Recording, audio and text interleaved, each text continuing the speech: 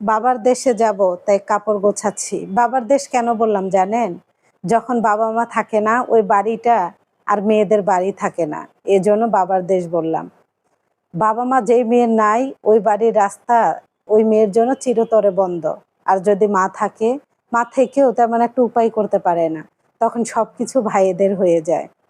মা যতদিন বেঁচে আছে ততদিন যাওয়া যায়, তারপর একটা সময় ওই রাস্তাটা বন্ধ হয়ে যায়। তবে বাবা না থাকার পরই মেয়েদের বেশিরভাগ মেয়েরই ওই রাস্তাটা কমে যায়, মানে খুবই কমে যায়। যেমন আমার 1 বছর প্লাস, প্রায় 1.5 বছর যাচ্ছি আমি, আজ যাই নাই, যাবো আর কি। এই ব্যাগ গোছাচ্ছি না, খুব প্যারা দিচ্ছে বুকের ভিতরে জানেন। যখন বাড়িতে যাই চারোদিকে শুধু বাবার স্মৃতি।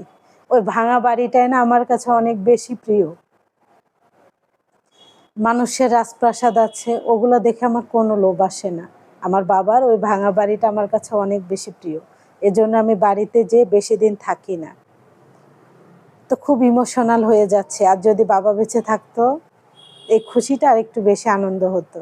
মানুষকে চলে যেতে হবে, কিন্তু কেন জানি না মেয়েদের এটা বেশি উপলব্ধি হয়। বিশেষ করে আমার, যে বয়সটা বাবার ভালোবাসা পাওয়ার কথা, ভালোবাসা পাইনি, তো ওই জায়গাটা এখনো ফাঁকা আছে, অপূর্ণ রয়ে গিয়েছে। আর বাবা কখনো পৃথিবীতে আসবেও না, আর ওই জায়গাটা কখনো পূর্ণ হবে না, এটাই বাস্তব। তো যাই হোক, দোয়া করবেন। দিনাজপুর যাচ্ছি, গেলে দেখা হবে ইনশাল্লাহ। রাতও দোয়া করবেন সবাই আমার জন্য।